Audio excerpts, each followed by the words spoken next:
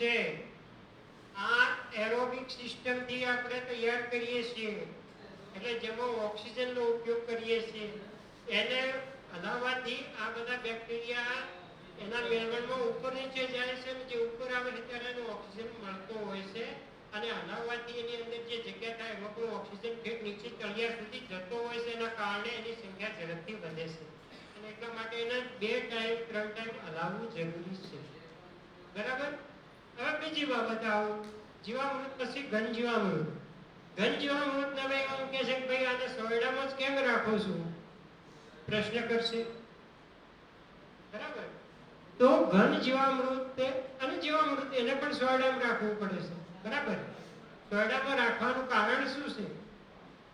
તો સોયડામાં રાખવાનું કારણ એ છે કે એની જે આપણે બનાવ્યું છે જીવામૃત, ઘન જીવામૃત અથવા બીજામૃત, આ બધાને ચોક્કસ પ્રકારનું તાપમાન જરૂરી છે, અને એ તાપમાનમાં જ આ સૂક્ષ્મ જીવો જીવી શકે છે, એની વંશવૃદ્ધિ કરી શકે છે. એનાથી ઓછું તાપમાન હોય તો એનો વિકાસ દર ઓછો થઈ જાય છે, વધારે તાપમાન હોય તો એનું મૃત્યુ થઈ જાય છે. એટલા માટે ચોક્કસ તાપમાનમાં એટલે કે સોયડામાં મોટા ભાગે રાખવામાં આવે છે. હવે જો તમે ઉત્તર ભારતના જે રાજ્યો છે તેઓ જશો તો કદાચ તમે એક બહાર રાખશો તો વાંધો નહીં આવે, પણ આપણા વિસ્તારમાં તમે એને એક દિવસ બહાર મૂકશો તો પૂરું થઈ જશે. એટલે એટલા માટે આપણે એને એમ રાખવું પડે છે. અચ્છા, એને એમ કહે છે કે વરસાદના પાણીથી બચાવવાનું કેમ કહે છે? ચાલો કોઈ જવાબ આપી શકશે? વરસાદના પાણીથી આપણે એને કેમ બચાવીએ, ઢોકીને રાખે વરસાદનું પાણી નહીં પડવું જોઈએ, શું કારણ છે?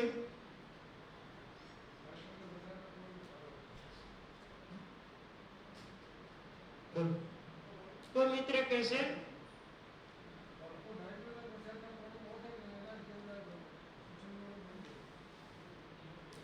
વરસાદના પાણીમાં ક્લોરીન આવે છે અને નાઇટ્રોજન આવે છે.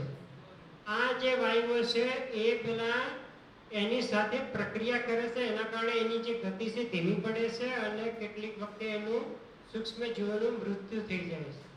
એના કારણે એને ઢાંકીને રાખવું પડે. આપણા જ પાણીથી કરવાનું છે, જે એનું પ્રોપર વાતાવરણ છે. બીજી વસ્તુ,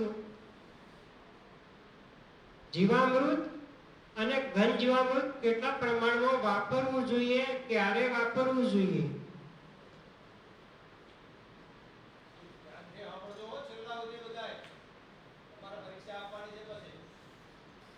તો જીવામૃત છે અને ઘન જીવામૃત છે, મોટે ભાગે વાત થઈ ગઈ છે સવારે. ભાઈ ઠંડુ વાતાવરણ હોય ત્યારે જ એનો સદુપયોગ કરવાનો.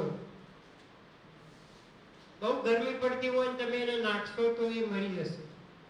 અને જીવામૃત, ઘન જીવામૃત નાખતો પેલો તમારું ખેતર છે ભેજવાળું હોવું આવશ્યક છે.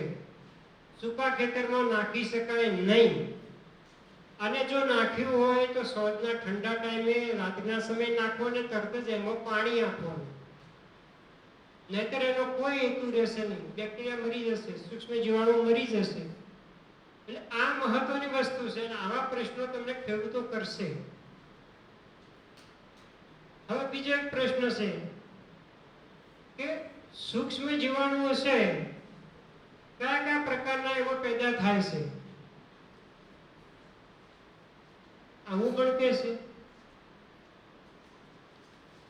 બોલો, કહેશે કોઈ?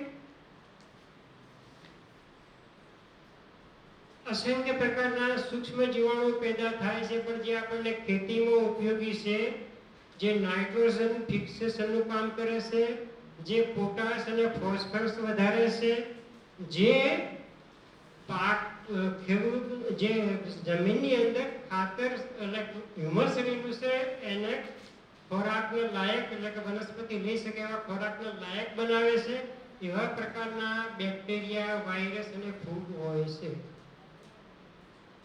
એઝેટોબેક્ટર, એઝોસ્પેરિલમ, ટ્રાઇકોડર્મા, આવા ઘણા પ્રકારના એમાં હોય છે અને અસંખ્ય હોય છે. બીજા ઘણા પ્રશ્નો ઉપસ્થિત થશે કે જીવામૃત જે છે એને તમે ગાળ્યા વગર આપો તો શું થાય? કારણ કે ખેડૂતને ગાળવાની મોટી તકલીફ હોય છે. અને બેઠા પાણીમાં આપી દે. બેઠા પાણીમાં અથવા સ્પ્રિંકલરથી અથવા ડ્રીપથી અથવા એ આપવામાં આવે તો એની અંદર જે ગોબર અને એની જે સ્લરી બને છે એના કારણે જમીન ઉપર એનું આખું પડ બંધાઈ જશે અને એના કારણે જે એનું હવાની જે પ્રક્રિયા ઓક્સિજનની જે પ્રક્રિયા થવી જોઈએ, નાઇટ્રોજન સ્થાપનની પ્રક્રિયા થવી જોઈએ એ થશે નહીં. એટલા માટે ગાળીને આપવામાં આવે છે. બીજો એક પ્રશ્ન પૂછે, કદાચ તમને કહ્યું કે મારે તો ખેતરમાં મેં નાખ્યા વગર પ્રાકૃતિક ખેતી કરતો હતો પણ આ વર્ષે મેં નથી નાખ્યું અને તોય મારે તો સારો પાક થયો છે, તો એનું શું કારણ? ચાલો, ઘન જીવામૃત નથી નાખ્યું, જીવામૃત નથી નાખ્યું અને સતોય મારે તો ખેતરમાં તો એવો ને એવો પાક થયો છે, આવો પણ પ્રશ્ન કરી શકશે. બોલો, કોઈ કહેશે? તો પાકને જે જરૂરી છે એવા 3 મુખ્ય તત્વો નાઇટ્રોજન, ફોસ્ફરસ, પોટાશ, પછી ગૌણ તત્વો કેલ્શિયમ, મેગ્નેશિયમ અને સલ્ફર અને માઇક્રો સૂક્ષ્મ તત્વો છે એવા બીજા 7 તત્વો છે.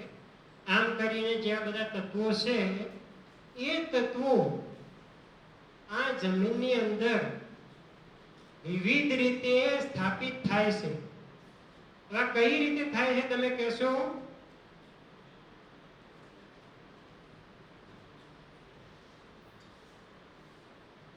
યુનિવર્સિટીના વૈજ્ઞાનિકો એવું કહે છે કે 1 એકરમાં 60 કિલો નાઇટ્રોજન નાખીએ એટલે બીજું કંઈ નાખવાની જરૂર રહેતી નથી નાઇટ્રોજન માટે.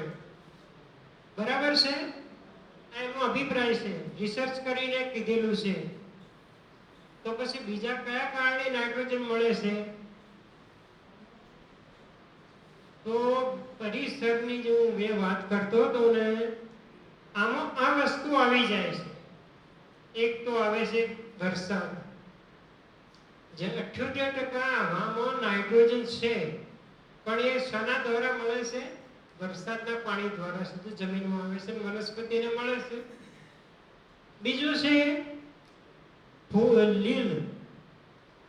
લીલ.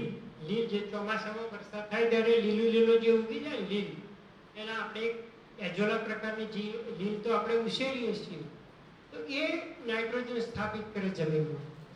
ત્રીજું કોણ સ્થાપિત કરે નાઇટ્રોજન? સૂર્યના અલ્ટ્રાવાયોલેટ કિરણોની મદદથી નાઇટ્રોજન જમીનમાં જાય. પછી બીજા કયા પ્રકારે નાઇટ્રોજન મળે? જમીનની અંદર જે કાર્બનિક પદાર્થ રહેલો છે એનું હ્યુમિફિકેશન થાય, હ્યુમસ બને અને એમાંથી નાઇટ્રોજન બને. પછી તમે દ્વિદળી જે પાક વાવ્યો હોય એ પાકની અંદર બેક્ટેરિયાના મૂળ ઉપર એના વસાહત બનાવે અને એ નાઇટ્રોજન આપે. આવી રીતે જમીનમાં 1 એકરમાં 60 કિલોની જરૂરિયાતની જગ્યાએ 895 કિલોગ્રામ નાઇટ્રોજન સ્થાપિત થાય છે પ્રાકૃતિક ખેતીમાં. આ આપણને ખ્યાલ હોવો જોઈએ કે મારે તો મેં નાખ્યું નથી ને આવું થયું, તો એને કહેવાય કે આ કારણે તારા ત્યાં નાઇટ્રોજન આવ્યો છે. હવે આપણે આચ્છાદનની થોડી વાત કરીએ. તો આચ્છાદન શા માટે? તો લીલું આચ્છાદન હોય કે સૂકું આચ્છાદન હોય, કૃત્રિમ આચ્છાદનની આપણે વાત કરતા નથી. સૂકું આચ્છાદન આપણે ઘાસ, કચરો, પાંદડા, જે કંઈ પાકના અવશેષો વધ્યા હોય જમીનની ઉપર હોય એ બધા એને આપણે સૂકું આચ્છાદન કહીએ છીએ.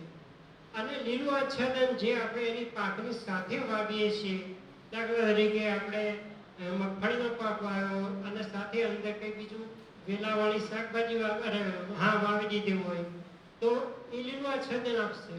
તો આ લીલું આચ્છાદન છે. ત્રીજું છે માટીનું આચ્છાદન. હવે કોઈને વાત નથી કરી.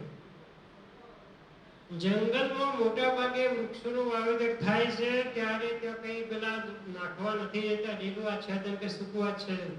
માટીથી મલ્ચિંગ કરી નાખે છે અને એના કારણે એનો ભેજ જળવાઈ રહેશે અને એની ગરમી ઠંડીમાં એ રક્ષણ આપે છે. તો આ ત્રણેય પ્રકારના આચ્છાદનોનો આપણે સદુપયોગ કરવો જોઈએ.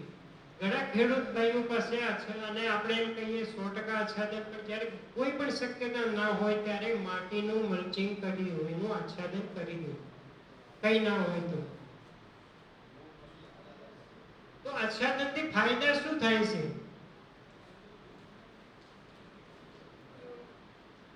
વાતાવરણ સામે રક્ષણ આપે, ભેજ શક્તિ વધે, પાણીનો ઘટાડો, ઓછો